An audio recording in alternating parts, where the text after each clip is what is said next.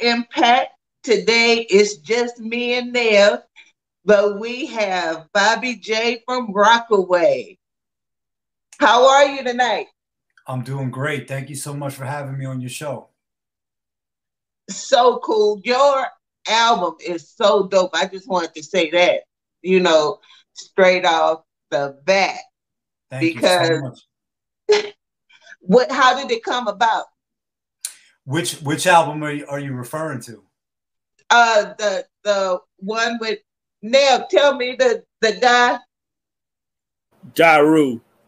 Daru Daru. Jones. Yeah. That one. That's the one I The most listened recent to. one. Yeah. Daru Jones. Oh man, it was sick. Thank you so much. The project with Daru is called One Mic and Drum. I met Daru at a live show that we did in New York City at a spot called the Blue Note.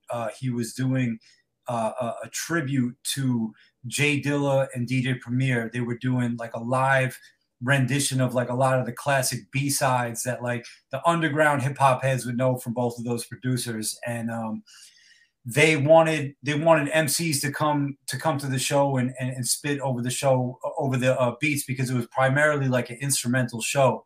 And I met Daru that night. I literally walked into a room where he was rehearsing. He was playing some drums. My boy Borum was on the keys.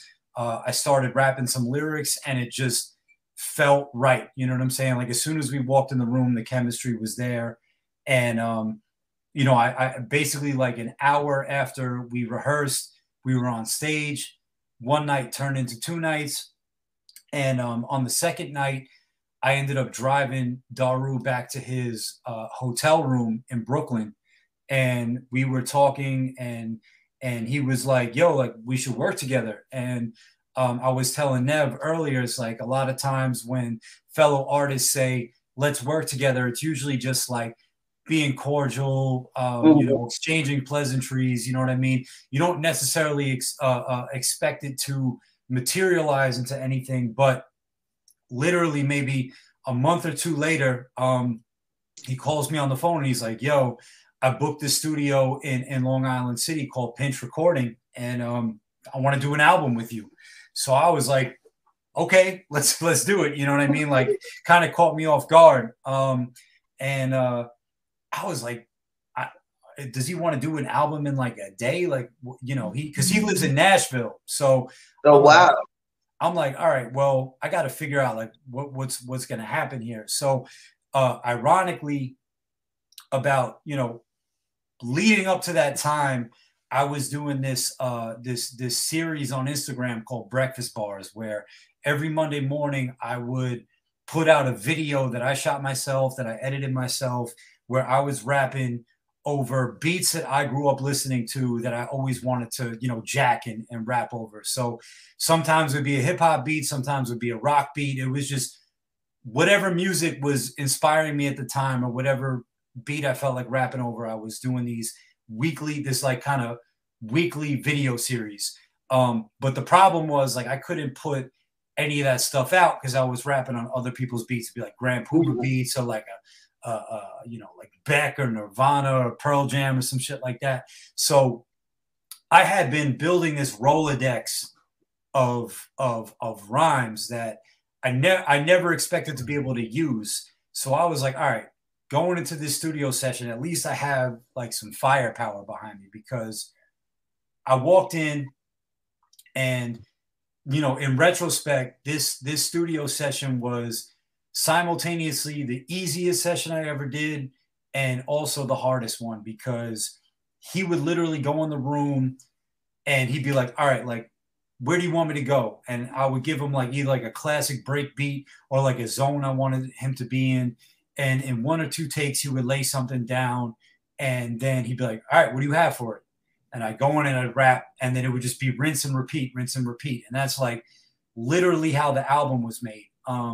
And, over the course of what amounts to like maybe two and a half studio sessions, we recorded this album, and it was just him playing the drums and just me rapping on it. And the way we looked at it, like we literally had no expectations going into the studio of like what this album was going to be. And it kind of just grew into this thing where we're like, yo, you know, a lot of modern rap, not just rap music, but a lot of modern music in general is this overproduced, overly polished thing where it just sounds so perfect. There's no flaws in it. There's no idiosyncrasies. There's no soul in it. And the way we looked at it, it's like hip hop is about stripped down, you know, being raw. Like the most hip hop thing you could do is just rap over drums. So that became the concept of the album. It's like, yo, what if we just put out an album where I'm just rapping over you playing, you know, a live interpretation of breakbeats. You know what I'm saying? And that's basically what it was. Even down to the way the album is mixed. And shout out to Kaio, he's the one who mixed it. We wanted it to sound like we're in the room with you. You know what I'm saying? Like we wanted the listener to feel like I'm in a party and there's a drum set in the corner and somebody just gets up and starts rapping. And that was basically the idea and the concept behind it. And you know, everything happened so quickly. Like one day, you know, we went in and did it, and then, you know, a couple months later it comes out, and I, you know, in the back of my mind, I was like, I don't know if people are gonna get this because it's so opposite of what's going on, you know, currently in rap music. And, you know, from the people that have reviewed it, the people that have listened to it, and the people that have discovered me from that album, it seems like it really resonated with people, and people really understood the vibe we were going for. And it was just an honor to work with Daru because, you know, for anybody that knows Daru's resume, like he's worked with Jack White, you know, he's worked with Gloria Gaynor, he's been on SNL, he's in a group with Pharoah Monch called 13. He's just like all over the place, man. He's like one of the hardest working people in music, and on top of that, he's just like one of the most personable people I've ever met. Like literally one of the most genuine dudes. You know, when a lot of times you meet people and they have egos and they treat you differently when you're not on the same level as them. So it was just really cool to just be able to tap in and work with somebody that literally is just all about making music, and he doesn't care, you know, what level you're at, you know, what stage of the game you're at. Like he drops all ego when he goes in the studio, and he just wants to make good music. So shout out to Daru, man. It's a project I'm really proud of, and it's called One Mic and Drum. It's out on Fat Beats. We got the vinyl out. So, you know, I appreciate the fact that that's the project that brought me to your podcast because it's special. You know, it's probably the most unique thing I've done in my career so far. The interludes alone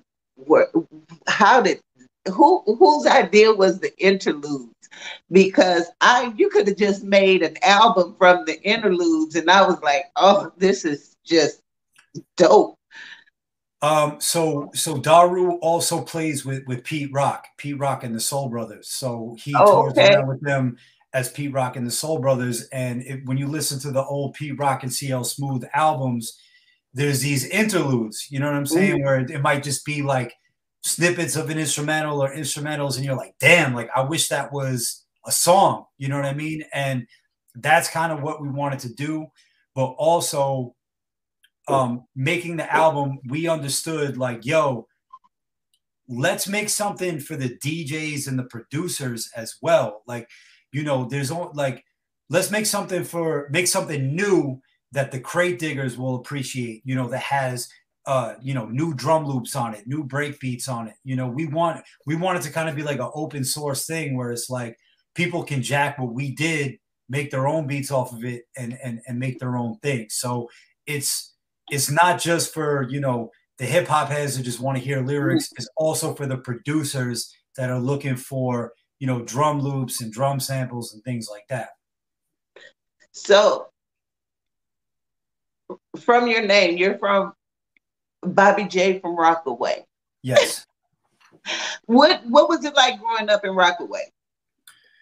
Rockaway is one of the most unique parts of New York in general. You know, it's like I say, you know, we're Queens, but we're not really Queens because it's like we're just this this isolated place that, you know, for as long as I can remember, especially when I was growing up, like people from New York, it's almost like the Bronx. Like, you know, some people only go to the Bronx to go to Yankee games, you know, unless you live there, you know, people out there. It's not a place a lot of people know. And it's almost the same thing with Rockaway, because growing up, the only time people from out of town really came in and experienced the neighborhood was during the summertime when they would go to the beach. And for me, like, just being a hip hop fan and understanding the impact that Queens as a borough has on hip hop, you know, with just the insane amount of iconic people that have come out of Queens.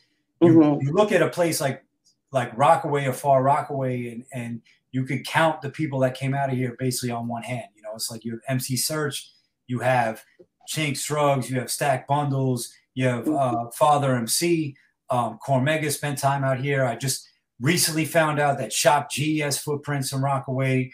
Again, recently, I didn't know that Big Cat was from Rockaway. Kelly Price was from Far Rockaway. So for me, it's like I put Bobby J from Rockaway in my professional name because I want to shine a light on a part of New York City that people rarely get to see. And I also want to use whatever notoriety I get to, you know, put a light on other artists that are from out here, other creatives that are from out here. So, you know, growing up out here was just a very unique thing because it's a Queens, New York City neighborhood, but you have the beach. So I always say it's the land of opposites. Like on one end of the neighborhood, you know, in areas like Neponsit, that's closer to like Reese Park, you could go on the beach and you see houses that look like they should be in the Hamptons, right? And then you go 10 minutes in the other direction, you have a bunch of projects. You have, you know, the Hamels, you have Arvern, you have Edgemere, go all the way down, and you eventually hit Long Island. So it's like this strange dichotomy. And then on top of that, you could be standing on the boardwalk and it's the middle of the summer, just looking at the water, being on the beach, seeing girls in bikinis, seeing people surfing in the water, and you wouldn't even know you're in New York City, right? But then you turn around, you see the A train, you see high-rise apartments, you see bungalows. So it's like it's just very strange. You know what I'm saying? Just like it has all these weird elements that you just don't typically see in a New York neighborhood. And I think the landscape, you know, the unique culture out here, the types of people that are out here are different from anywhere else I've been in New York. And all that stuff influenced me heavily and influences the music I make. So, you know, you hear the influence of like the classic hip hop, like the Tribe Called Quest, you know, the Primos, the Jays, the Nas's, all that stuff.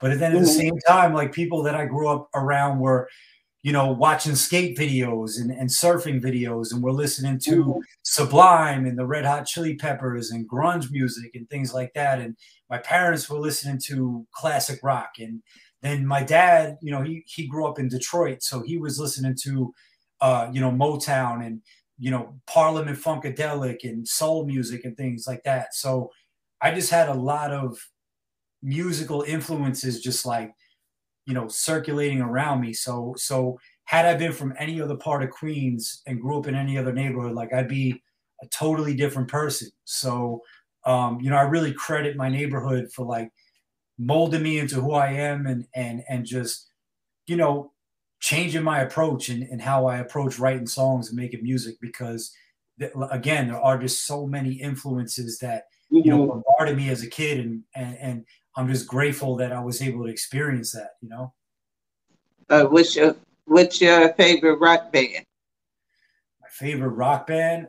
Man, it's hard to say because my mother's favorite rock group is the Eagles. Like, so she listened to the Eagles. I love the Eagles. So and you know, she was like, it's weird, like it was like the Eagles, Bruce Springsteen, Billy Joel, but then like Led Zeppelin, Rolling Stones, And then there's like, you know, Doobie Brothers, Steely Dan. Like, I love all the classic rock, you know, and then Bee The Gees and things Doobie like that. Brothers are highly underrated. Yeah, exactly. So it was stuff like that. Like, you know, it was just like you're growing up as a kid and like that's what your parents are playing in the car. That's what they're playing Mhm.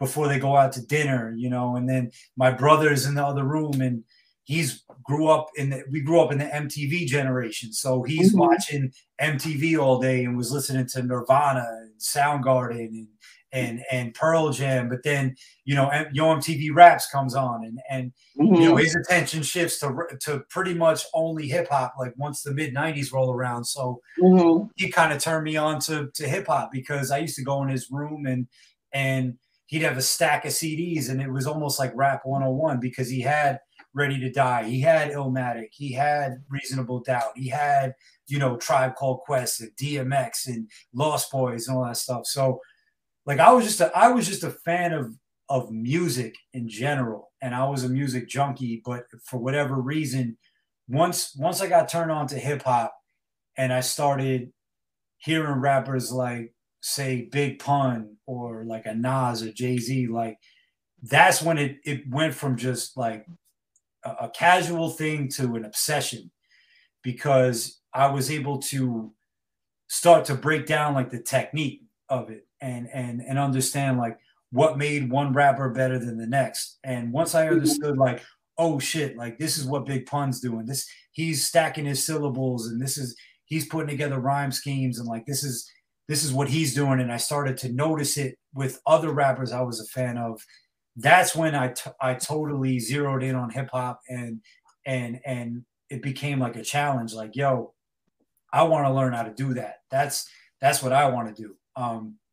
And then, you know, being But 13 years old, the mhm. internet's coming out and there's Napster and you know I'm home alone and all I could do is download music. I just went down the rabbit hole. And that's where I discovered, you know, the Big L's and the Chino XLs and the Cannabises and the Mhm. Rakims and the Big Daddy Kanes and the Cool G Raps. Like I just started going to school and that Oh, was I like, love hearing you say those names. once that happened, once that happened, it was over. I was like, I want to rap, and that's So, pretty what much was the it. one song that you heard that was like, oh, oh yeah, this is what made you love hip hop? What was Uh, that song? I don't know if it was one song in particular, but I would say the first album that really just like made me obsessed with rap music was Ready to Die. And Mm. it was just I used to just listen to that album all the time, and I think is mainly because you know even more so than like an Illmatic because like I listened to Illmatic later like that album to me is so great because it has everything, you know, and Mhm. it was accessible to me as a 10, 11, 12-year old kid, but it with like as an adult you look back on it, it's like it has storytelling, it has the raw hip hop backpacker shit, it has the club songs and the songs that are for radio, it has you know just like the hardcore street shit. The Mhm. production's amazing, you know, like what Easy Mo B to me is like one of the most underrated producers of the 90s. Like so just the whole package of what that album was, you know, to me that's probably my favorite album of all time. It's something that I constantly revisit. It never gets old to me. But it just it opened Pandora's box as well because it Mhm. just kind of laid the foundation of like, you know, now I know what to listen for. So without that album, I don't think I would have appreciated, say, like an Illmatic or a Reasonable Doubt or you know, like a Capital Punishment or just you know anybody that I look up to now. You know what I'm saying? Like that really Mhm. turned me on to hip hop, and I just think it's a very well rounded album from top to bottom. You can listen to the whole thing top to bottom. Mhm. Um, I think that's kind of missing now because when we used to listen to music, it used to be a You could, I could buy an album and I listen to this song if I was in this mood, and I could go to the same artist and listen to this song if I wanted to party, and this song if I wanted a story, and it was all on one album. Yeah, And I think we they veered so far away from catering to hip hop instead of catering to one specific audience and not feeding the rest of hip hop. exactly. Well, it was just you know, back then it was an album, it was an album based market. You know, it's like you had to make a body of work. You know, there was no alternative. It was you were judged by not just by your singles, but by the strength of your album. You know, and unfortunately today we live in a singles driven market, and it's so popcorn, and it's so microwave with the way people put out music. It's you don't necessarily have to put out an album. You know, an artist can Mhm. strictly just drop singles. You know, because it's all about streaming. You know, the younger fans aren't necessarily interested in listening to a full body of work like that has an arc to it or has a story to it. And you know, I mean, you still have guys like Kendrick, you still have guys like Cole, Mhm. but you know, like the rappers that are popping, like with the real young kids that are on like TikTok and things like that. You know, I don't know if that's necessarily something that's important to them, but for me, you know, I want to make bodies of work. I want to make an album that's cohesive. I want to make Mhm. something that, you know, puts you in a zone, has a vibe to it. That's what's important to me, because all of the artists that inspired me, all the rappers that inspired me, did that, you know, and you could tell that they put a lot of thought and a lot of time into what they were doing. It wasn't just them going in the studio and just making random music. Everything connected. There's like a, you know, like an overarching storyline that glued everything together. So that's what I want to do. I want to be one of those guys that, you know, people are looking forward to the album. They're not just looking forward to the Mhm. single, you know? And I think it's something. It's something to that because I listened to I listened to that album and it felt like y'all were in the studio. You know what I mean? It Yeah. felt like y'all were there together, and it was seamless and cohesive. And I think a lot of that is missing because I mean, people are mailing verses from they wrote in 2001 and 2021, and then somebody's putting it on the album, and you can tell that it wasn't something that was written for that song or that beat Yeah. in particular. So I love the album is so good because it's so seamless. Yeah, well, And that was a cool thing, you know, like actually being in the studio and getting to like really collaborate with somebody, because you're right, you know, a lot of times collaborations, whether from artist to artist or artist to producer, and it's not necessarily a bad thing. Is you know, a lot of those interactions take place initially through social media, and people are emailing mhm, stuff back and forth. But you know, there's something to be said about being in the studio with somebody, and like having creative energy, and you know, being able to build off each other, and share ideas. It's the song will always be different if two people are standing next to each other, and are able to, you know, critique another's work or add input here and there, as opposed to, you know, just sending stuff back and forth. You know, a lot of that personal element is lost. And you know, when I started my career, you know, I was always in the studio with the producer, mhm. working, you know, getting feedback, things like that. So a lot of that stuff gets lost, and I think a lot of people could benefit from having another mind in the studio, you know.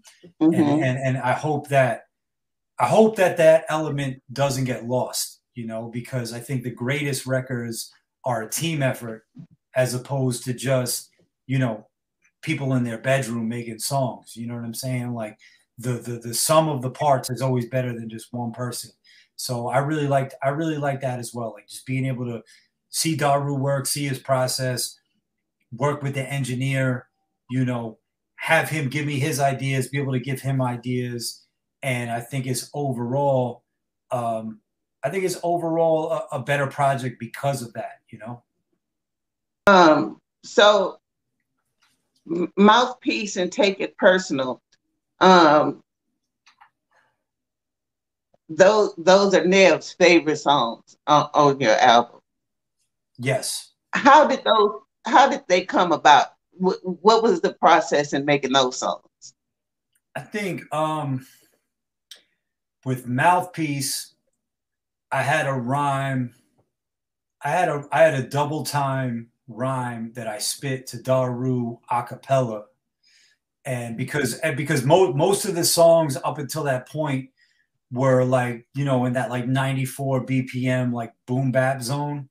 And I was like, let's do something, let's do something double time. So I spit him that rhyme, and he went in and just came up with that drum pattern on the spot. With Take It Personal, like I said, I had met Daru at a literal show where he was doing Primo and Dilla covers. So he had always loved, like, that's the only cover on the album, because a lot of the songs on the album are inspired by classic break beats, but they're, you know, there's little idiosyncrasies and differences that make them stand on their own. With that one, he's like, I actually, because he has a personal relationship with Premier, so he was like, let's reimagine, you know, that drum beat with different lyrics on it. And so he went in, replayed the drum loop, and I rapped over it. And he knew this chick named Gabriella Riley, who's actually the only other person that's featured on the album.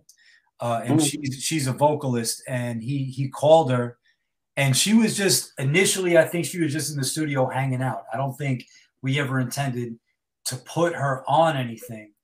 But once she was there, and I laid down the rhymes, and Daru had laid down the drums, I was like, yo, like, if we're gonna remake Take It Personal, like, we have the drum loop, but we don't have the actual melody that Primo put on top of it. So like, you think you could vocalize this melody? And she went in there and she did it. And it was like, we literally remade the beat with Daru playing the drums and her vocals. So once she came in and sang it, it added a whole new dynamic to it. So it was really dope. So what was the best time you had in making this album? What was your fondest memory making this album? My fondest memory, I don't know, just the experience of it. I think it was validating for me, because it was still, like, I had recorded this album in 2019, and I had put out projects after I recorded the album that came out before that particular album came out. So for me, at that time, it was like, it was a validating thing, because when we recorded it, like, I was nobody. I really didn't have any albums out or any real material to speak of, you know, other than the stuff I was doing on like Instagram and YouTube. So for me, it was like, you know, this guy works with Jack White. This guy works with Pete Rock. You know, he knows Primo. He travels the world and has done world tours, and his status is so above mine, but at the same time, he's so excited to be working with me, you know. And I think it was one part like extremely humbling, but at the same time, it was like, it was validating, because I thought, wow, like, if this guy likes what I'm doing, then I must be doing something right. And it was a huge motivator for me, because up until that point, I had, you know, I hadn't really done anything. So, Mm-hmm. you know, the fact that he was just willing to work with me and was so excited about it was amazing. So what song on the album means the most to you? What song on the album means the most to me? It's weird because the album itself is kind of like, it's really like a scatterbrain album. I don't even know if I categorize a lot of the songs as songs. You know what I mean? It's a lot of it is just like a lot of, like I said, like a lot of the album is, I wanted it to feel like you're bearing witness to like a jam session. You know what I mean? Yeah. And that's what it felt like. It felt like you was standing on the corner and they was just exactly, everybody was just rapping. It felt really old school to me. Exactly. Like I wanted it to sound professionally unpolished, if that makes sense, you know? So I think just the project as a whole means a lot to me because it brought it back to square one. You know, it's like you hear rap on the radio, you hear a lot of the popular records out, and it's this overly produced, almost too perfect thing. And I wanted to bring back the imperfections. I wanted it to sound like, you know, you're literally in a room and there's a drum set in the corner and somebody just starts playing drums and you start rapping. And to me, that's what hip hop is, man. Hip hop is someone throws on a beat and you spit a rhyme. And that's really what this album was. You know, it's just beats and lyrics. And also at the same time, the fact that we were able to put something out that was geared towards the DJs and geared towards the producers, you know, where, you know, we could kind of get back to the sampling community that's looking for drum beats. So, you know, we made something and we want people to take it and make their own thing with it. So that's special to me. So, which song would you recommend for this generation's short attention span? If you had to pick one song on the album that would grab the attention of this generation, which one this would you generation pick? Listen, let me think back to the track listing of the album. I really love this song called Lullaby. I really love Mouthpiece. What's the other one I'm thinking of? I address criticism with witticism. Damn, I mean, the whole thing really. Like, I'm not trying to like really like it's like I want people to really like sit down and listen to it as a whole project. You know, it's not really like one of those one-off things. It's like I was saying before. There's a cohesiveness to it, and there's a vibe to it. And it's a short album too, you know. So I want people to listen to it and really listen to the rhymes, hear the punchlines and the rhyme schemes and things like that. And then at the same time, you know, really get into what Daru is doing with those break beats, because like you said, like those interludes, man, like those interludes are, you know, I'm rapping on it, and some of my favorite stuff is just him playing the drums, you know. Like I can listen to some of those interludes and I'm like, damn, like I want to hear what this producer would do with that drum beat, you know? And I did. I went through, and so the first time I listened to the first interlude, and I was like, "Oh, I love that." And then I looked and I seen it was other interludes. I said, "Okay, I'm just gonna listen to the interludes first and get my curiosity, satisfy my curiosity." And then go into the album as a whole. But those interludes were beautiful. It's really just, we wanted to make something as stripped down as it possibly could be.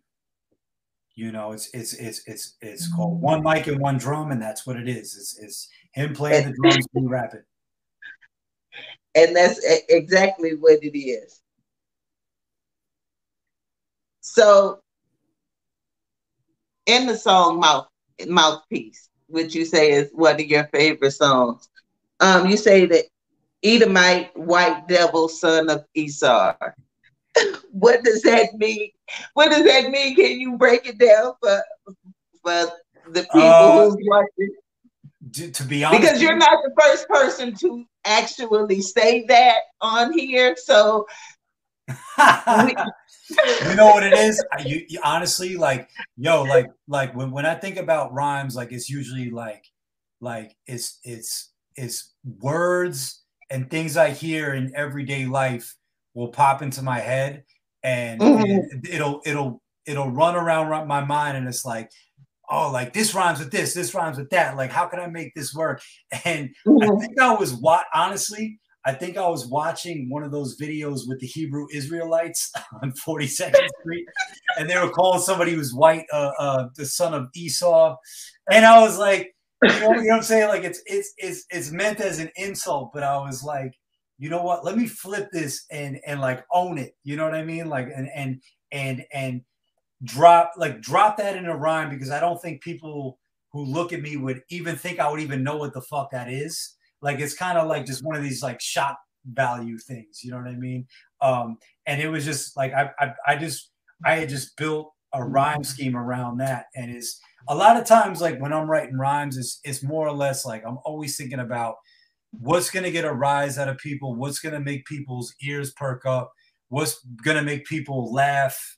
You know what I'm saying? Like it's not always serious. You know what I mean? So it was literally something like that. Like I swear to God, I think I was watching a Hebrew Israelite video, and it was like that video where like they make some white dude get on his hands and knees and kiss their feet, and they're like, "Kiss my feet, son of Esau, you resident of the Caucasus Mountains, white devil." Like it was, and I was fucking dying, and I was like, I was just laughing, man. Like that shit that makes me laugh, and just weird references. Like I try to put like weird references and pop culture references or things that like I nerd out about into my music, because like I personally like it when rappers say things that I don't understand, or they reference things that I don't know about. Like for instance, like a Black Thought.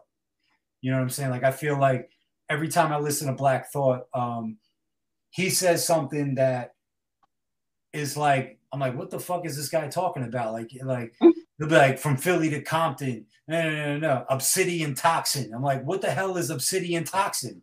I gotta Google this now. You know, it's almost like how KRS was the teacher in the 80s. He's the teacher to me, because every time I listen to him, it's like I take something away and I learn something, and I love that. I love the Easter eggs. I love when rappers say shit and it makes me, you know, look something up, and I learn something new. So I kind of take that and put my own spin on it. I know I spend most of my time listening to J Electronica with Right. the Thesaurus, and Google is up, and I'm breaking out the Encyclopedia Britannica. I'm aging myself, I know.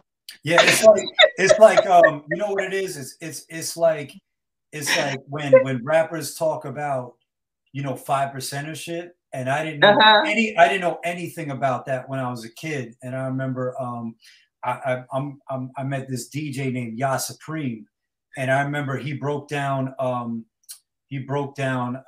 Supreme Mathematics to me, and I was like, what? I was like, so wait, that's what Raekwon meant when he said this? That's what Ghostface meant when he said this? Like, you know, it like was like, it blew my fucking mind, because I had loved Wu for so long. But, you know, to hear somebody like break down the like the cryptic slang element of it to me as like a young kid, and then you go back and you listen to these songs you've heard 1,000 times, and it takes on a whole new meaning. That's amazing to me. You know, like when you hear something that you've heard 1,000,000 times, and all of a sudden this little tidbit of information brings the song to a whole nother thing. That was crazy to me. Because the music for us has always been a way for us to transfer information to each other without actually saying it aloud to the world. And so it's a lot of times we'll hear something and we're like, and we get it right away. And then other people are like, what are they talking about? But, you know, you pick it up as you go along, right? That's what gives it replay value. And the beauty is you actually bothered to look it up because most people wouldn't. So yeah, that's hella dope that you even bothered to check it out and see what the hell they were talking about. Right. Yeah. So that's, yeah. So let's talk about it. Eminem, right? Right. He seems to be the only white rapper that anybody ever says anything about. Right? Right. My question to you is, who are some of the current MCs, that current white MCs that you think people should know about? Well, it's funny because I was always aware of the other white rappers that were doing it just by nature of being a rapper for so long. I started rapping when I was like 10, 11 years old. So, I'm 34. So I've been rapping a long ass time, and Eminem, I mean, shit, like he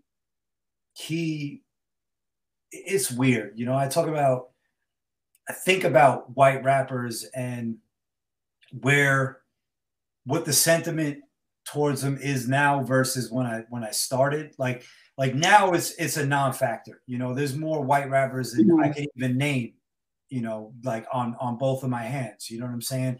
And a lot of them are very talented. I think we've reached a place, like a true equality place in hip hop, where white rappers now have the luxury of being mediocre. Whereas when I started, that was not the case. It was like, if you're at least the way I always looked at it, it's like, I was always cognizant of the fact that this is Black music. This is Black culture. If you are white and you want to participate in this music and be taken seriously and be respected, you have to be as good or better than everybody else. And I've never let go of that. You know what I'm saying? And you really still do, because most of the mediocre ones pretty much sit in their mediocrity. Exactly. And they don't have the respect of hip hop. It's the people who actually put in the work. And it doesn't even, that has nothing to do with color. White, Black, or otherwise, if you don't put in the work, there's not many people who's going to respect you in hip hop, not real hip hop head. Yeah. Now, you can be a rapper, but that's not hip hop. Exactly. And look, I look at rap as, I look at rap as a meritocracy. Like, you can say whatever you want. It's hard to be a white rapper. It's hard to be a female rapper. It's hard to be a Latino rapper. It's hard to be a gay rapper. It's hard to be whatever. But like, if you are undeniable, none of that shit matters. And I think Eminem was undeniable. You know what I'm saying? Like, he was great. So he was successful. I think the Beastie Boys were undeniable. I think Third Base was undeniable. I think House of Pain made an undeniable record that is a perennial hip hop classic. You know what I'm saying? Like, people play Jump Around to this day. And I mean, actually, they didn't just make a great record. They make great albums. I mean, they really were dope. But like, for me, like, to answer your question, I was growing up and I was a huge fan of Eminem, but I was also a fan of all the underground white rappers, just because I was aware of what the competition was. So I was a fan of Apathy and the Demigods. I was a fan of Copyright and the Megahertz Click. I was a fan of Idea and Atmosphere. I was a fan of Brother Ali and I listen to everybody, man. Like color really didn't matter to me. I just wanted to know where the bar was, who was dope. But unfortunately at that time, you're talking about 2001, 2002, 2003, you know, it was a situation where, you know, there was one white rapper and there was pretty much only room for one guy, you know, and that one guy just so happened to be like one of the most lyrically incredible people to ever touch a microphone. So it was like this unattainable standard. And you know, you look at now, it's calmed down a little bit. You know, now you have Action Bronson, you have Post Malone, who's more on the pop side of things. You have Asher Roth, you have Macklemore, you have G's. Like, you know, it's just not as much of a factor anymore. And I think people really just care about the music, man. It's like, are you dope or are you not? And I love that, because I would never put Post Malone in hip hop. I think he's more of a pop artist. You know what I'm Yeah, saying? he's a pop. He's poppy. He's more Drakey. Yeah, but you know, again, like it kind of fits into that umbrella of like a Drake or you know, like a Travis Scott or like that, almost like to me, those are pop stars. Those aren't rap. Those aren't hip hop people. Those are kind of pop stars, because if 95% of your album is singing, then there's not a rap album. Right. You know what I mean? But at least in my opinion. I say Post Malone because he's clearly making music that is inspired by Black artists and has hip hop in his DNA, at least in his current form. You know what I mean? So, you know, whether he's gonna rep that or not, you know, that's clearly an inspiration to him. So, but like I said, you know, it's you know, you're starting to see barriers being broken down that were a huge factor when I was a kid. You know, like there used to just be Foxy and Kim. You know, now you have Nicki Minaj, you have Cardi B, you have Megan Thee Stallion, you have Rhapsody, you have, you know, you have tons of female rappers. There used to be a huge stigma surrounding that. You have, I never in my life thought I would see a gay rapper. You know, that exists now. You know, it's like you go back 20 years, and just so many like things have changed so dramatically. So the whole white thing, it's not really as much of a concern as it used to be. You know, when I was younger, I just was like, people are never going to look at me as anything other than a white rapper. And I think we're in a place now where it's just, you know, it's either your music is good or your music is bad.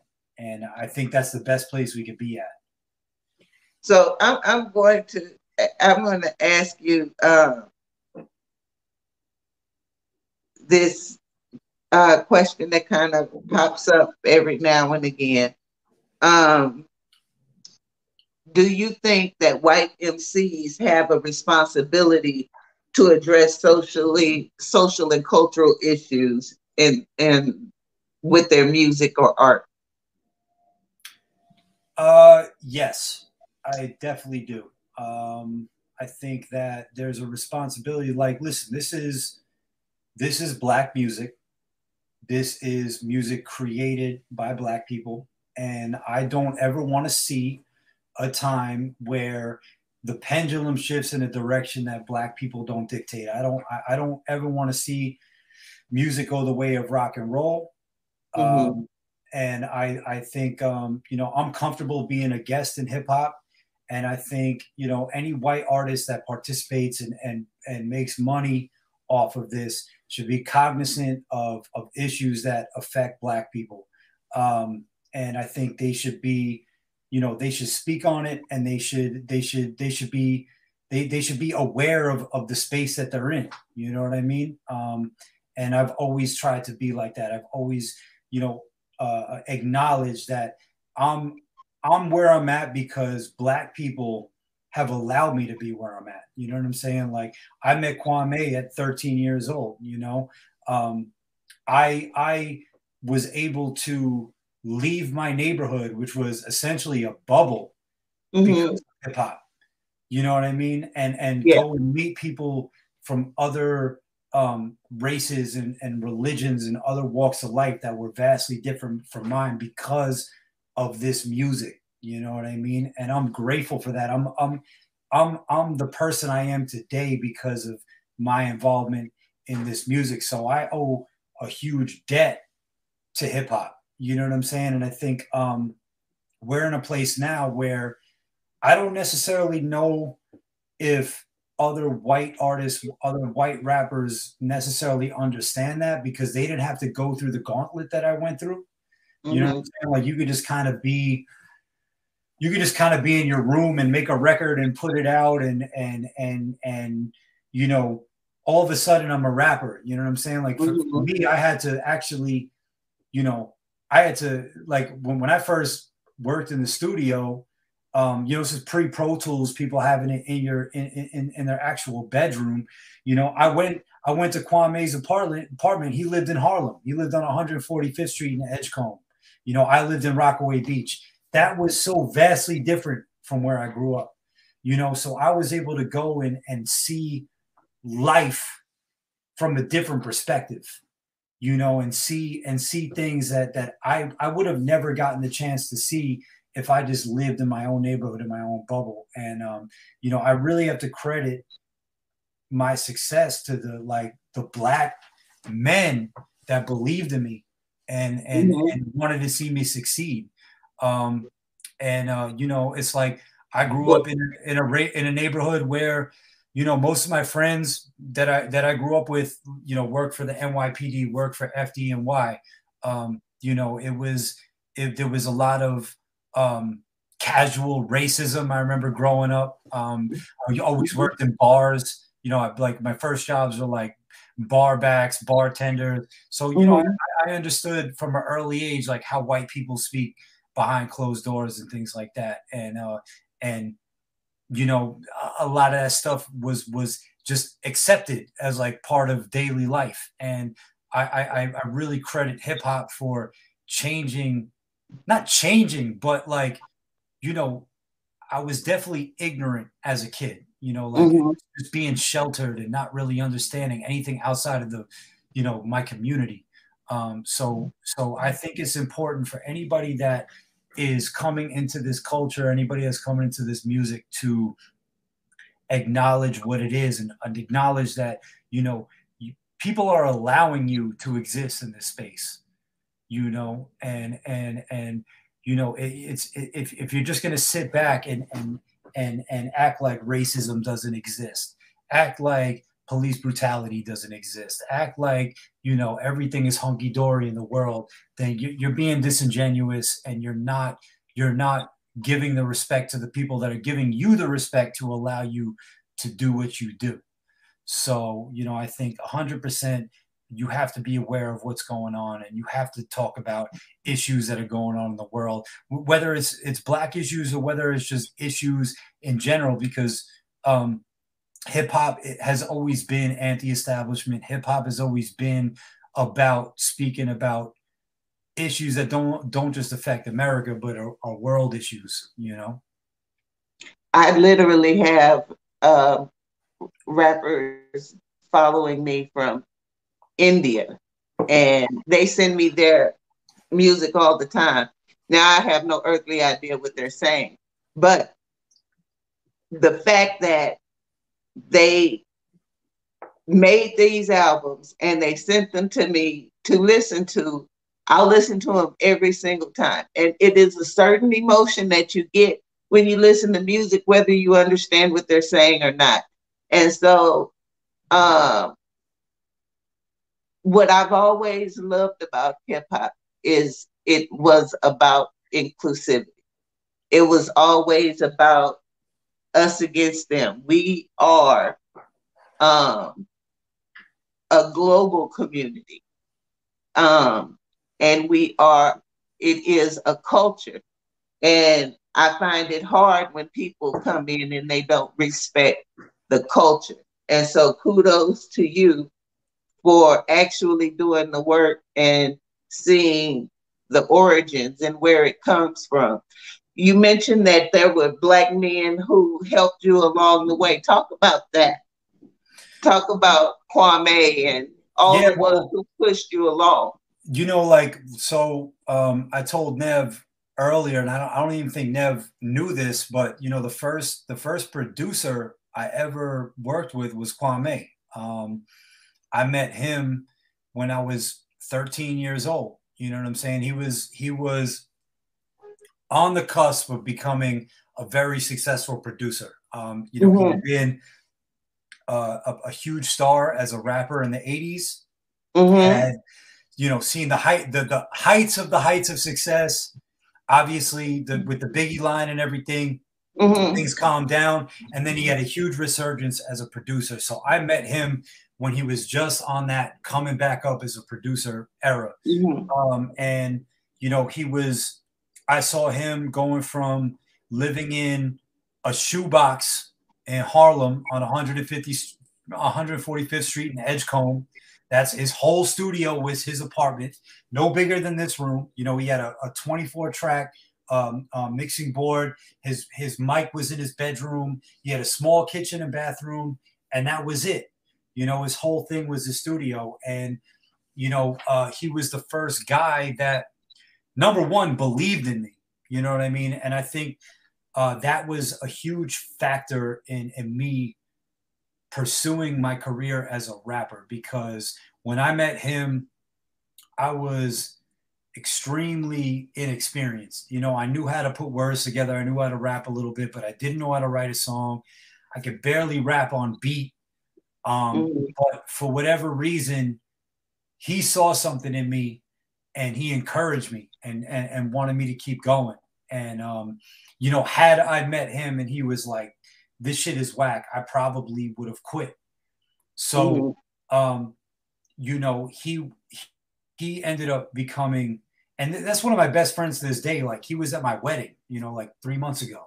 And we work all the time. And he's a voice on my shoulder for everything that I put out, whether he's produced it or not. So he was extremely instrumental in my life, in my career at a very young age. And I really think about what the alternative would have been, because, you know, if he would have said I wasn't good enough or didn't want to work with me, I probably wouldn't be sitting here today. So, you know, it's that early encouragement and validation that I got as a kid that kept me going. And that's kind of like what I try to pass on to everybody else. It's like that notion of, you know, don't give up, keep working at it. But it was incredible for me as a young kid, because I had a mentor and a producer that I was working with.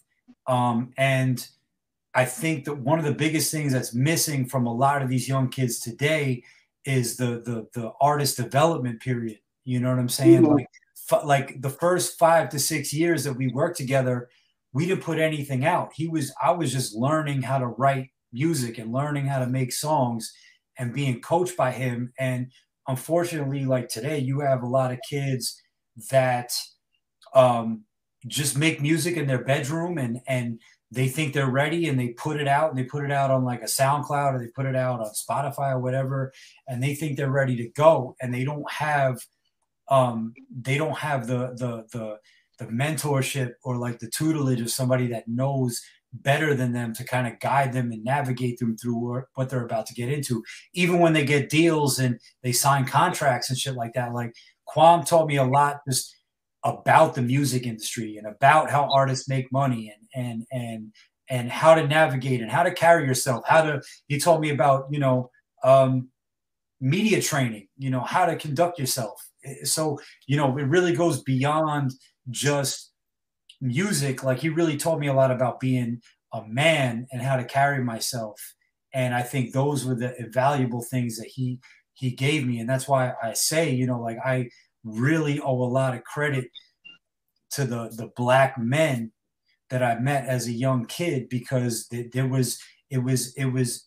wasn't just a music relationship. It was, I don't want to say parental, but it was like having a second big brother. Like, you know what I'm saying? Like, don't move like this, move like that.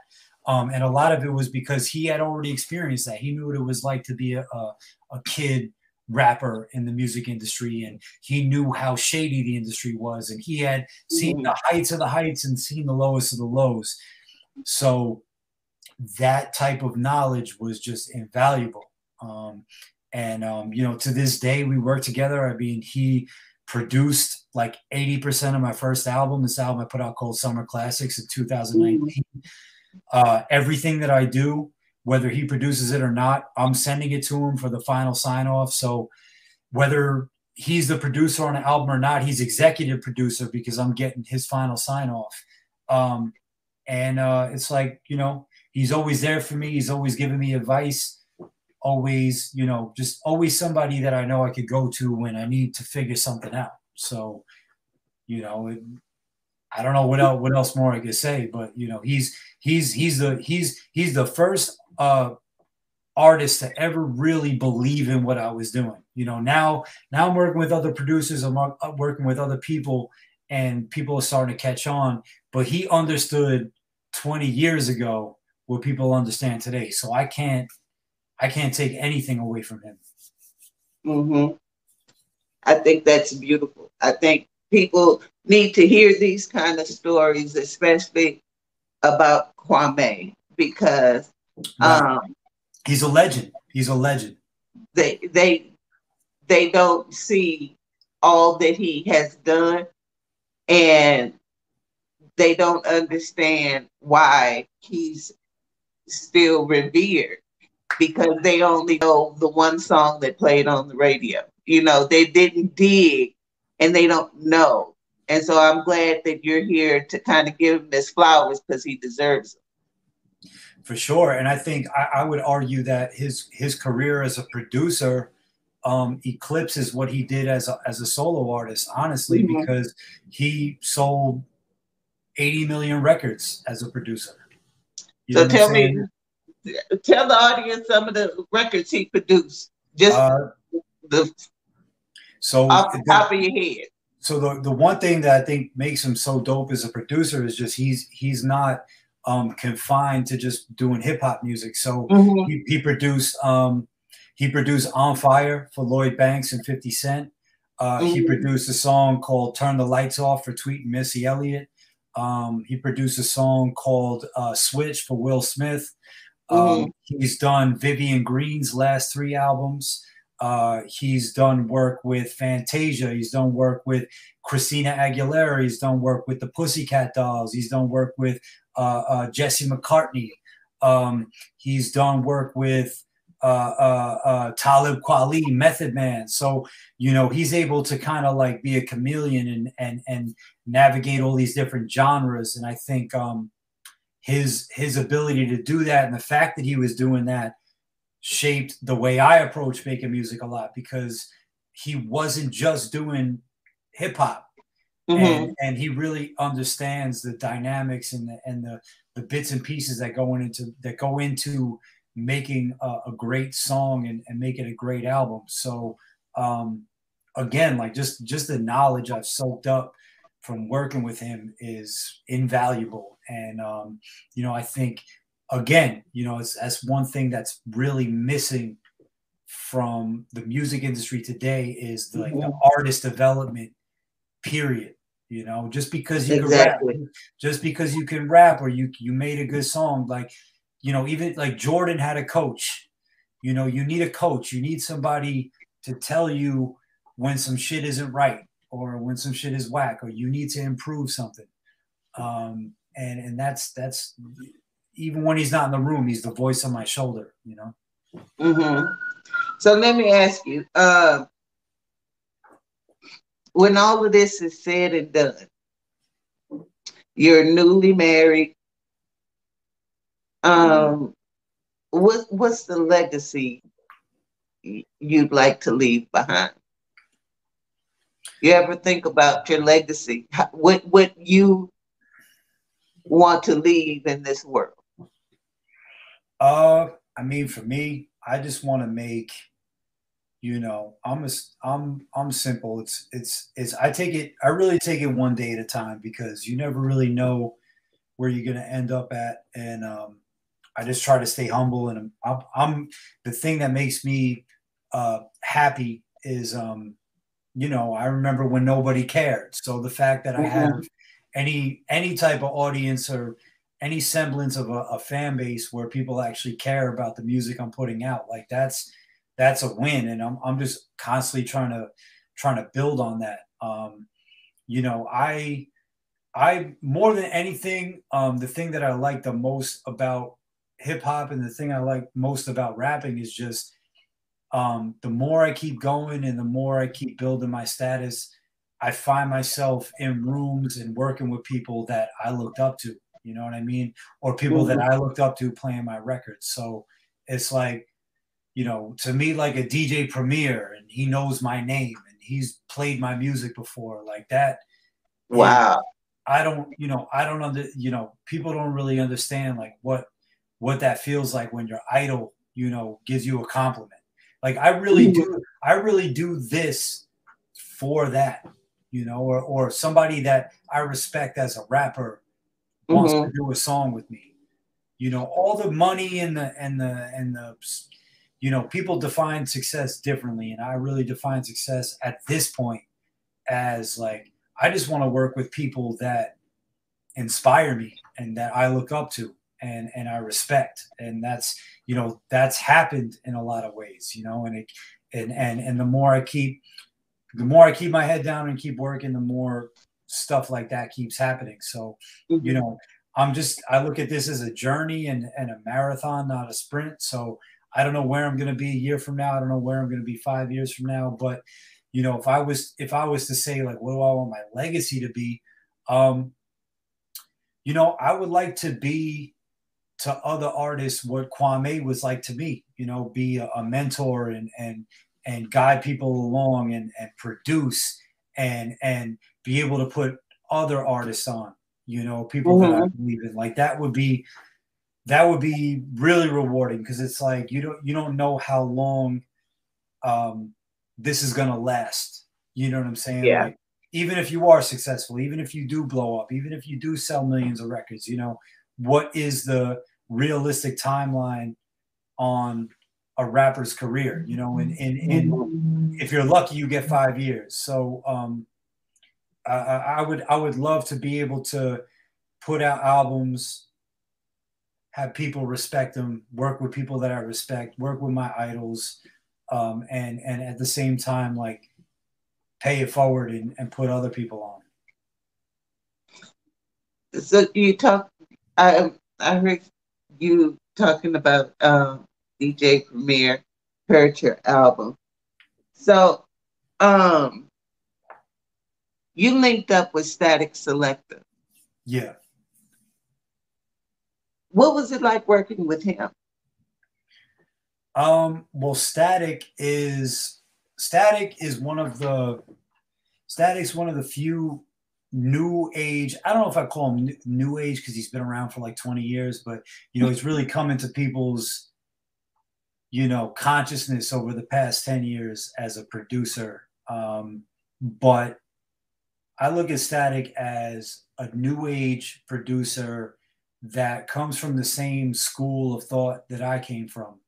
And he's one of the few people that is keeping that traditional, you know, sample based boom bap hip hop sound alive.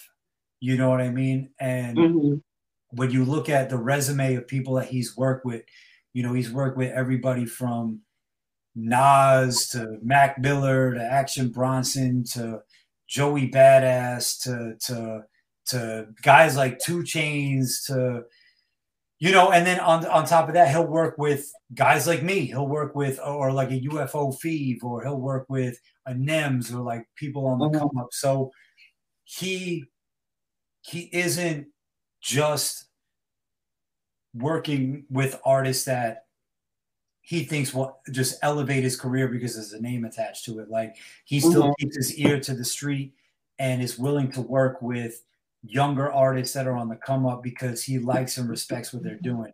So, you know, I was talking about validation before, like it was extremely validating to work with Static because it's like, he doesn't have to work with me. He works with people that he respects and people who are lyrical. Like he really is a hip hop head to the core. He respects lyricism and respects real rap shit. So the fact that I got to do a whole project with him was crazy. And what's the name of the project?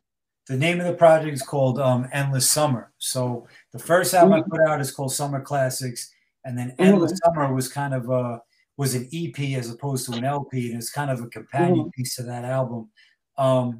And working with him was amazing because he really is just like, his work ethic is so ridiculous. I went into the studio with him and I told him the vibe that I wanted to be on, and he must have played me, I don't know, 200 beats back to back to back to back to back, and every last one of them was dope. And I had to narrow down that 200 beats to about 20, and then out of that 20, 5 of them became the album. So for someone like me, or someone who's a fan of him and knows what his work is like, you could imagine how hard that was. But he's just always working. His output is insane. He puts out like 6 or 7 albums a year. His ability to just keep producing and keep putting out quality work is it's really it's inspiring, and it's crazy. Like, I don't know how he does it. But like I said, he's just somebody that I look up to because he comes from that same school I do, that Primo, Pete Rock, Q-Tip, Easy Mo B. He doesn't care about what the radio's playing. He doesn't care about what the current sound is. Like, he does what he wants to do, and he operates in his own space and in his own lane. And that's what I want to be like. I don't want my work or my creativity to be dictated by what someone says I should be doing or what the radio's playing. So it was an honor to work with him, and he's a good friend, and he's always supported everything I put out, and he's got his own radio show on Shade 45. So I owe a lot of my success and a lot of my audience to him, because he's the guy, he's a DJ in addition to being a producer. And, it's the DJs that are playing the songs. It's the DJs that are breaking the records and putting it out to people. So, my relationship with him is, again, something I'm extremely grateful for. So let's talk about the work you've done with the producer now. Do you have anything in the works now? Yeah, so with Neff, I actually met Neff through Static. So when I was working on the Endless Summer album, Neff produced 2 bonus tracks on that album. Oh, okay. And Neff was like the guy that was, if I was in the studio recording with Static, he was engineering the session. So he was kind of on the ground floor and was just putting his work in, trying to get his reputation up. And just over the past 2 years, he's really come into his own as a producer and has just scored, tons of like high profile placements, to the point where, now he just really stands on his own as a producer. And we've done a bunch of songs together, and we just really vibe as, just like an artist producer relationship. We just really see eye to eye on what we like. And every time we get in the studio, we make something new, and we're like, wow, that's our favorite record we did together. So it only made sense for us to kind of link and work on a project. So now we're in the middle of working on what I want to say is going to be an EP, but who knows, it might turn into an album. But we just have a lot of really good chemistry. So we're working on something now, probably shooting to put something out by summer 2022. We'll see where that ends up. But yeah, man, Neff is one of my favorite up-and-coming producers. And if you get a chance, he put out an album called Tabula Rasa this year, and he's got everybody. Yeah, he's got everybody from Razkaz on there. He's got me on there. He's got Rome Streets. He's got Wise P, Dirty Sanchez. So he's like Nems. He's got, wow. so he's really tapped into like the up and coming New York scene, and he also Little Fame's on the album. So he's got a great mix of established artists and up and coming artists on that album. So shout out to Neff, man. He's amazing. So tell us about your other project that's coming up, 718-2313, with Hush from Detroit. Yes. So Hush is another guy. You know, he's been active in the Detroit hip hop scene, but not only the Detroit hip hop scene, just national, because he was signed to Geffen. You know, he had Eminem on his first single. He had Nate Dogg on a single. Grew up with Eminem. Grew up in the Detroit scene.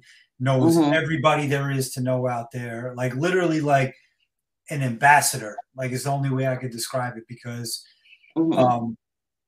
we have known each other for a long time.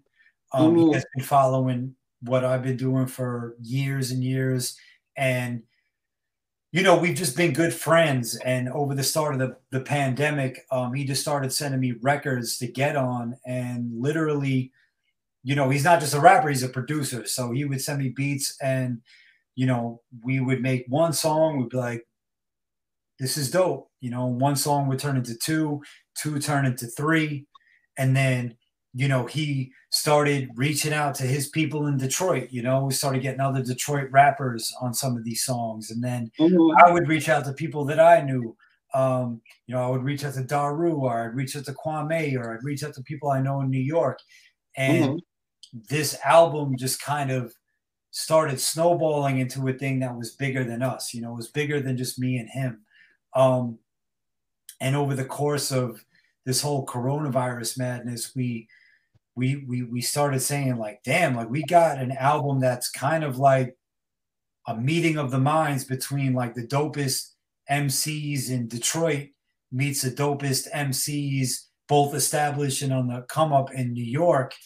And we were like, shit, like let's call it 718-2313, because, you know, he's about 15 years older than I am. And when he was growing up, he idolized New York. You know what I'm saying? Like he was listening to the Kanes and the Rakims and the Cool G Raps and the LLs of the world, and his style and a lot of the styles of the people that are from Detroit that are on that album is directly influenced by New York. But at the same time, like me as a kid, I was a huge Eminem fan. I was a huge Royce the 5'9" fan. I was a huge Jay Dilla fan. So we started to kind of just like inadvertently, really, because there was never any, again, this was like an organic thing that happened. Just we started just inadvertently connecting all these dots. It's like you were influenced a lot by New York, and I was influenced a lot by New York, but I was listening to other regions, and I always looked at Detroit as like this lone city where you had a heavy lyrical scene out there, you know, almost like in the same way Philly has a huge lyrical scene. So I was directly inspired by a lot of the legends out there. He was directly inspired by a lot of the legends in New York. And we were just like, yo, let's make an album where we're crossing regions, because, you know, we just see eye to eye. We're into the same type of shit. Again, like we love classic hip hop. We love sample-based hip hop. We're lyrical guys. And I'm just really excited for people to hear what we have, because he hasn't put out an album in a couple of years. And I'm excited for people to see the list of the New York and Detroit artists that are on it. I think people are going to be very shocked and very surprised with some of the people that we were able to pull in and get on the project. And it's not just rappers. You know, we got musicians, we got engineers, we got singers. So that's something that's what I've been working on intently for the past year and a half. So when is that coming out? So that's going to come out top of 2022. So we're just getting all the artwork together. We're getting videos together. The album's done. You know, all the features, all the vocals are in. So we're just waiting. You know, we've been working on it so long. We want everything to be right. So, you know, we're just doing all the grunt work behind the scenes. But yeah, look out for 718-2313. I think people are going to be pleasantly surprised by who they see is on the album. So I'm real excited. And I'm gonna need an email for that one exactly when it comes out. Exactly. Yeah. we gonna need to. I was just introduced to your music, so I'm gonna go back and I'm going to listen to everything you've put out. But who are the artists you're listening to these days? Like new artists, it's hard to say. Like you know what? I'm not as tapped in as I probably should be. I mean, obviously, like the greats, right? Like I listen to Kendrick every time he drops. I listen to J. Cole. I listen to Drake. You know, I try to keep my ear to the street and listen to, you know, like the babies and little babies, and just to be aware of like what's working. You know what I mean? It's not necessarily that I'm a fan of it or that it's my cup of tea. It's like I try to be aware of what's going on. But like I'm a lyrical rapper at heart. You know, I like the classic stuff. Obviously, I love Griselda. You know, I like Rock Marcy. But like realistically, I'm an old soul. You know, I'm always going back in time. You know, I love going back and finding like say a Rakim or like a Cool G rap record that I've never heard before. Or like, you know, I don't know, listening to like the Boogie Boys or like listening to, you know, finding some obscure like Grandmaster Caz type shit. Like I like that stuff because, you know, that's the stuff that I remember when I was growing up and I would listen to records that like, you know, when hip hop was really becoming commercialized, I would listen to records like that Puff was doing. And, you know, I didn't realize as like a 10 or 11-year-old kid that he was referencing, you know, records from the 70s and the 80s. And it's because of that I know about those songs. You know what I'm saying? And I like to do stuff like, you know, I'm always trying to go back and, you know, listen to old school shit. Like I've been on like a Casanova Rudd kick or, you know, Cool Mo D. Like, you know, it's like, what haven't I dove into that I never gave a chance to, you know? And then, you know, stuff from other regions, you know what I mean? Like I grew up as like a New York snob. So I never listened to, you know, I never listened to DJ Quick because they didn't play it on New York radio. I never listened to Sugar Free. I never listened to Too Short. I never listened to, you know, UGK and shit like, or like. Oh, I'm gonna have to. You got to get UGK and you got to get like, Scarface immediately. I'm a fan of it now. I'm a fan of it now, but there was like, I'm just saying, like, there was a time where I wasn't on that stuff. You know what I mean? Because New York radio only catered to one thing. So that was always my MO. It's like, you know, I'm limited by the region I live in, and people are only listening to one thing. So, you know, like what's Scarface about? What's UGK about? What's you know, what's 8 Ball and MJG about? And what's Twista about? What's Common about? So, you know, like I'm still in that frame of mind now where I like to go back in discovery mode and go in discovery mode. And it's not just a hip hop thing. You know, I really just like old school music in general, you know, whether it's funk, whether it's soul, whether it's doo-wop, whether it's classic rock. It's like, you know, what haven't I heard yet? You know, so a lot of my time is spent digging and just trying to find out like old shit. So a lot of the new stuff, I'm aware of it. If it's, a lot of it is big enough to reach me. I don't have to actively seek it out. I'll see it on social media. I'll hear it in, when I'm out and people are playing it in their car, or I'll hear it in the store or whatever.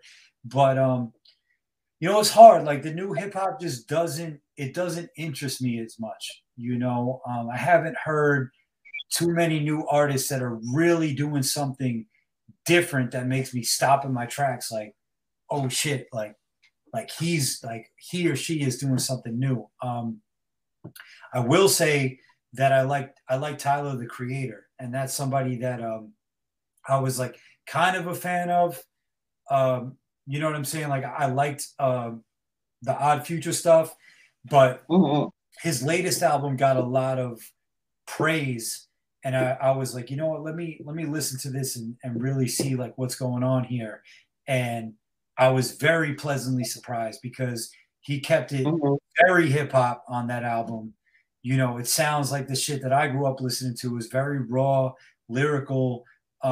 So, I love when I get to hear new artists that are doing things that I'm interested in, and to see that there's guys that are like superstars or guys in the spotlight that are still keeping that sound alive, Well, I'm still one of those old school souls who like to discover new artists and tell my friends, you need to hear them.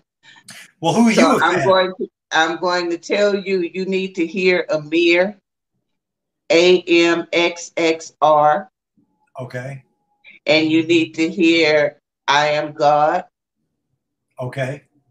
And you need to hear Thought Provoker. Okay. That's your homework. Those are 3 new artists on the rise. So check them out. I think you'll like them. They have that boom bap soul, but they are interesting. It's interesting what they do.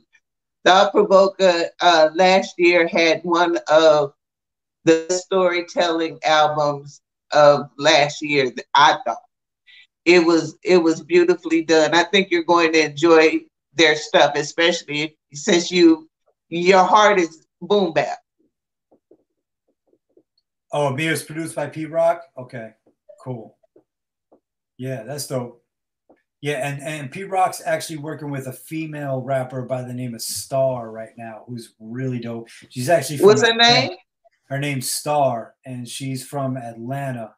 But she's been around for years. Actually, she's got work with like Doom, and she's been around for years. But check her out as well.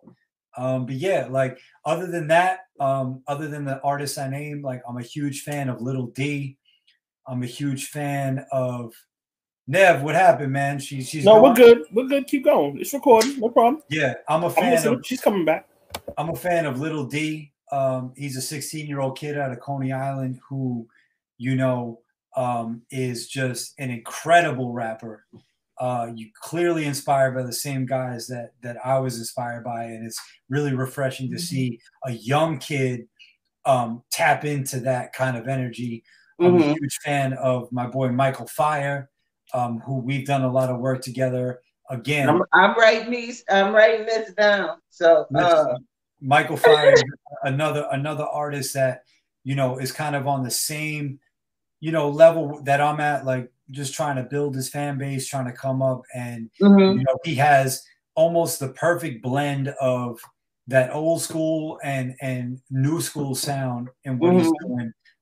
Incredible artist. And then there's another kid by the name of Joey Baggs. I think he's from the Poconos. That we've done a couple records together. Actually, we just put out a single called One Day together.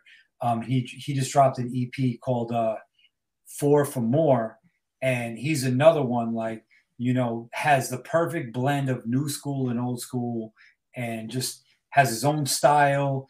Isn't trying to sound like anybody else. I love what he's doing. And then there's 2 artists named Frank B and The Truth that just put out an album this past year called Bad Fellas that are amazing as well. I'm on the album, And, you know, those guys are, again, like lyrical rappers making like that raw New York inspired hip hop. But again, you know, they're not stuck in this bygone era, like, yo, you know, I'm bringing the 90s back. Like it's updated. So those are the guys that I really listen to. Like to answer your question, after all this rambling that I just did, the new school guys that I'm really listening to are the guys that I know and am like actively collaborating and doing records with. You know what I mean? Those are the guys I'm really fans of. Those are the guys that I'm rooting for, and I want to see them be successful. You know, as far as like mainstream stuff, I'm not actively seeking it as much as I should be. If it reaches me, cool. But I try not to listen to as much new music as I should be, because I don't want it to directly influence me. I don't want to sound like anybody else. And I feel like when you get too embroiled in somebody's discography, or you're listening to too much of one particular artist, it starts to rub off on you. I'd rather have the old school shit rub off on me, you know? So that's really me too. You and me both. So, all right, I'm going to ask you a powerful impact question. We like to ask this of all of our guests, just because, well, this is powerful impact. So, who are the three most influential people in your life that have had the most powerful impact on you? It can be the personally or professionally. Professionally, definitely Kwame, 100%. You know, I owe so much to that guy. You know what I mean? Like I wouldn't be the artist I am. I wouldn't be the man I am without him being a part of my life. So definitely him. You know, my mom for not understanding hip hop and not really understanding why I was so interested in music, but being the biggest supporter of everything I did, man. Like from like literally, like she would drive me to the studio at 13 years old and pick me up, and just like had no idea what I was trying to do, but she understood that I was passionate about it, and she just didn't ask questions. You know, she just was like, you know what, this is what you want to do, like I'm cool with it, so you know, I support what you do. And then I would say my older brother Eric, man, because my older brother Eric is the reason I'm a hip hop fan. You know what I mean? Like my brother Eric was a huge musical influence to me. You know, when you're a young kid and you got a brother that's 5 years older than you, you know, you think he's the man. You know what I'm saying? Like you want to hang out with his friends. You want to be grown. You want to do everything that he's doing. And like, I just used to watch what he was doing and copy what he was doing. And he had all the hip hop albums. He had all the shit that I, you know, when I listened to the stuff that he was bringing home, that was like all the stuff that shaped who I am as a rapper and as an artist. So, you know, without his direct involvement in my life and me like looking up to him, like I never would have gotten into rap, and I never would have learned how to rap. So it's got to be my brother Eric, and then I gotta throw the honorable mention in there, which actually it's bigger than an honorable mention, is my wife Michelle, because she you know, it's not easy to date somebody or be with somebody that is you know, a musician or is working towards something that you don't necessarily get to see the fruits of their labor immediately. Like I think a lot of people see you on the ground level, especially maybe from a relationship standpoint, and they don't always support you in what you're doing. You know, they don't always believe in what you're doing. And she's always been there. She's always been supportive. I'm always up late at night recording music, and like she believes in what I'm doing, and you know, most relationships don't always go that way. I think a lot of times, you know, your significant other might think you're delusional or you're chasing a pipe dream. So, you know, she's always had my back, like from day one with what I'm doing. So, you know, those people 100% are the reason why I'm here today, why I'm doing what I'm doing. Mm-hmm. That's well said. When you get ready to drop your album, the album with Hush, I hope y'all come back. Oh, for And sure. because I love to see, Detroit holds a special place in my heart. It always has. It's one of those cities you just root for because I've seen it great and I've seen the decline, and I just want so much for it to come back and be not what it was, but so Right. much more. Right. And I have a special connection to Detroit because my father was from Detroit. So Oh, okay. though I grew up in Queens, you know, my father was from Detroit, and like I said, you know, he's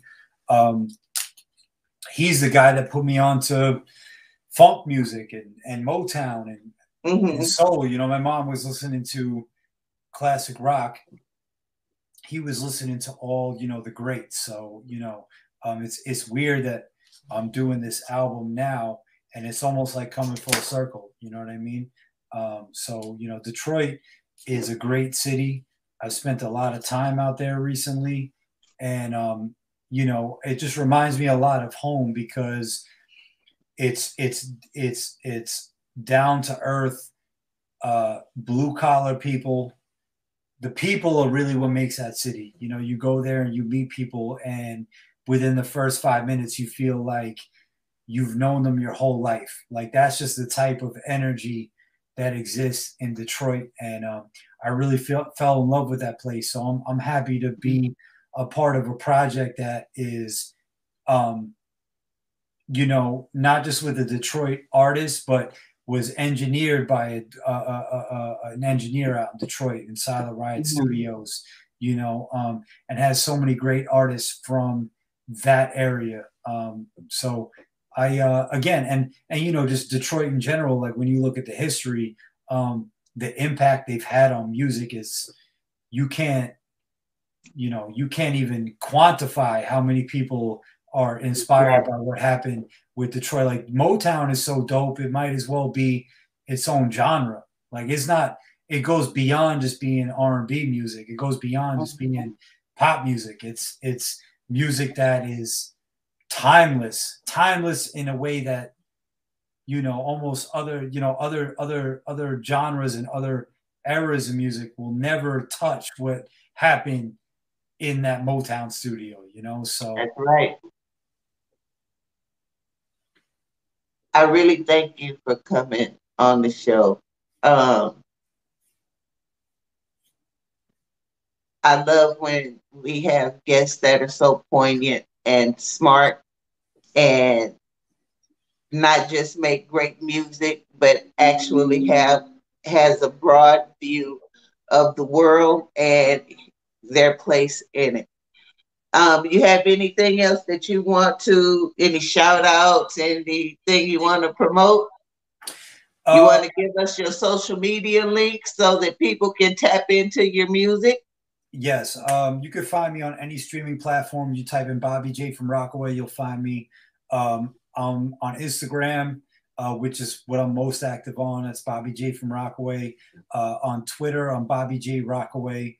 And I just want to send a shout out to my manager, Greg, who is the silent guy behind the scenes. He's been with me since I'm 16 years old. Again, you know, my biggest champion, someone that's believed in me when nobody else did, and does so much for me, does so much work for me. You know, just because he believes in the music and wants to see me succeed, you know, to the point where it's like, you know, it was almost meant to be because, you know, I don't think I could ever have a manager, you know, whether it was somebody who worked for an agency or somebody I met in the industry that would go to the lengths that he does to get my music heard. So that's another key component that I want people to understand. It's like people think shit just happens organically. You know, you just get placements, you just get articles written about you, you get people interested in your music, you know, out of the blue. And that's not how it happens. There's so much work that goes on behind the scenes to get people engaged and interested in what you're doing. And Greg is like, man, I almost feel bad for him. I almost wish that he wasn't managing me and was managing like some superstar, because he'd be the biggest guy in the music industry. So like, you know, his involvement in my career is just so, it's, you know, it's immeasurable, the things that he's been able to do for me. So shout out to Greg. I want to shout out my boy Sean Aiken. He goes by the name Shawnee Pizza. He runs a pizza shop out here, but he used to work for Brooklyn Bowl, and he is a guy that is from my neighborhood and took a liking to me and knew a lot of influential people in the music industry and in the space. And anytime he saw an opportunity to help me out or introduce me to somebody that could help my career, he always did that. So I'm extremely grateful for him as well. You know what I mean?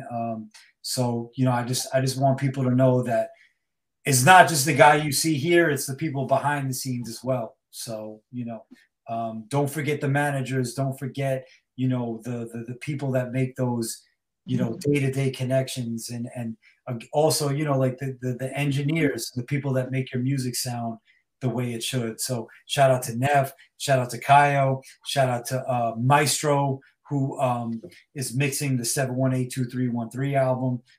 You know, there's a lot of people behind the scenes that have their hands in what we're doing, and that's the reason why the music sounds the way it does. Thank you so much. I want to thank everybody for watching Powaful Impact. Follow Bobby J from Rockaway. You won't be disappointed in his music. Support him. Go, and if you can't buy the album, buy a song. Do something. Help out. Everybody needs to pay for those studio times. So anytime you can reach out and help a new artist, it is important that we do so, because we don't just want to hear rap. We want to hear the music we want to hear. And Bobby J from Rockaway makes the music that you want to hear. So until next time, this is Powaful Impact. Peace. Nev. Boom. Powaful Impact. Peace. Thank you, guys.